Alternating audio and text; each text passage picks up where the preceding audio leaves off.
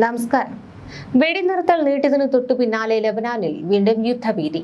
കരാർ 3 ആഴ്ചത്തേക്ക് കൂടി നീട്ടിയതായി American president Donald Trump പ്രഖ്യാപിച്ചതിന് പിന്നാലെയാണ് തെക്കൻ ലെബനാനിൽ ഇസ്രായേൽ കടുത്ത ആക്രമണം അഴിച്ചുവിട്ടത്. കിയാം യഹ്മാർ അൽ ഷാഖിഖ് മേഖലകളിലുണ്ടായ സ്ഫോടനങ്ങളും വ്യോമാക്രമണങ്ങളും സമാധാന ശ്രമങ്ങൾക്ക് വൻ തിരിച്ചടിയായിരിക്കുകയാണ്. തെക്കൻ ലെബനാനിലെ കിയാം നഗരത്തിൽ ശനിയാഴ്ച ഇസ്രായേൽ പ്രതിരോധ സേന ശക്തമായ സ്ഫോടനങ്ങൾ നടത്തി.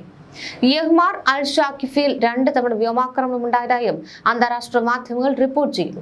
നേരത്തെ യദർ, കഫ്ര എന്നിവിടങ്ങളിൽ ഹിസ്ബുല്ലയുടെ റോക്കറ്റ് ലോഞ്ചറുകൾ ലക്ഷ്യമിട്ട് ഇസ്രായേൽ നടത്തിയ ആക്രമണത്തിൽ 6 പേർ കൊല്ലപ്പെട്ടതായി ലബനാൻ ആരോഗ്യ മന്ത്രാലയം സ്ഥിരീകരിച്ചു. അതേസമയം ഇസ്രായേലിന്റെ പ്രകോപനത്തിന് ശക്തമായി തിരിച്ചടി നൽകിയതായി ഹിസ്ബുള്ളയും അറിയിച്ചു.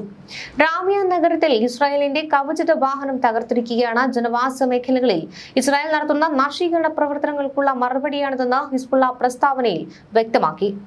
വൈറ്റ് ഹൌസിൽ നടത്തിയ പ്രസംഗത്തിലാണ് വെടിനിർത്തൽ നീട്ടിയതായി ട്രംപ് പ്രഖ്യാപിച്ചത്. എന്നാൽ ഈ പ്രഖ്യാപനം നിലനിൽക്കെ തന്നെ അതിർത്തിയിൽ ഇസ്രായേൽ ആക്രമണം തുടരുന്നത് ആശങ്കയ്ക്ക് ഇടയാക്കുന്നു.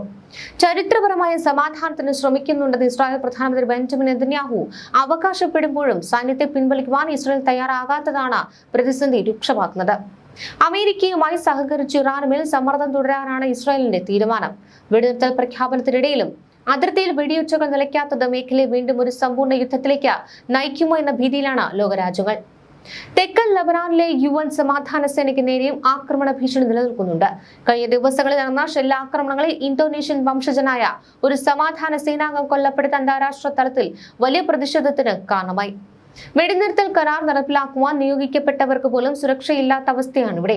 ലബനാൻ ഇസ്രായേൽ അതിർത്തി ഗ്രാമങ്ങളിൽ നിന്ന് 10,000-കണക്കിന് ആളുകളാണ് ഇതിനകം പലായനം ചെയ്തത്. വീടുകൾ തകർക്കപ്പെട്ടതോടെ ഇവർ സ്കൂളുകളിലും പൊതുമന്ദിരങ്ങളിലുമാണ് അഭയം തേടിയിരിക്കുന്നത്. ഇസ്രായേൽ സൈന്യം പിൻവാങ്ങാത്തതിനാൽ മടങ്ങാൻ ഭയമാണെന്ന് പ്രദേശവാസികൾ പറയുന്നു. ലബനാൻ ആരോഗ്യ മന്ത്രാലയം റിപ്പോർട്ട് പ്രകാരം തുടർച്ചയായ ആക്രമണങ്ങൾ കാരണം തെക്കൻ ലബനാനിലെ പല ആശുപത്രികളും പ്രവർത്തനരഹിതമാണ്.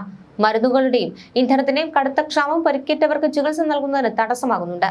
സമാധാനത്തിന് ശ്രമിക്കുന്നുവെന്ന് അവകാശപ്പെടുമ്പോഴും ലബനാൻ അതിർത്തികൾക്കുള്ളിൽ ഒരു നിശ്ചിത ദൂരം വരെ ബഫർ സോൺ നിലനിർത്തുവാനാണ് ഇസ്രായേൽ ശ്രമിക്കുന്നത്. സൈന്യത്തെ പൂർണ്ണമായി പിൻവലിക്കാത്തതിന് പിന്നിലെ കാരണവും ഇതാണ്. ആക്രമണങ്ങൾക്കൊപ്പം തന്നെ ലബനാനിലെ മാനുഷിക പ്രതിസന്ധിയും അതീവ ഗുരുതരമായി തുടരുന്നു.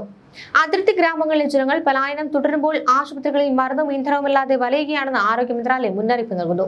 സമാധാന സേനയ്ക്ക് നേരെ പോലും ആക്രമണം ഉണ്ടാകുന്നത് അന്താരാഷ്ട്ര സമൂഹത്തെ ചൊടിപ്പിച്ചു. സമാധാന കരാറിലെ വ്യവസ്ഥകൾ ലംഘിച്ച് ഇസ്രായേൽ സൈന്യം അതിർത്തിക്കുള്ളിൽ നിലയുറപ്പിക്കുന്നത് മേഖലയിലെ അസ്ഥിരത വർദ്ധിപ്പിക്കുകയാണ്. ലബനാനിലെ ജനജീവിതം ദുസ്സഹമായി തുടരുന്നു. അതിർത്തി ഗ്രാമങ്ങളിൽ നിന്ന് 10,000-കണക്കിന് ആളുകളാണ് ഇതിനോടകം പലായനം ചെയ്തത്.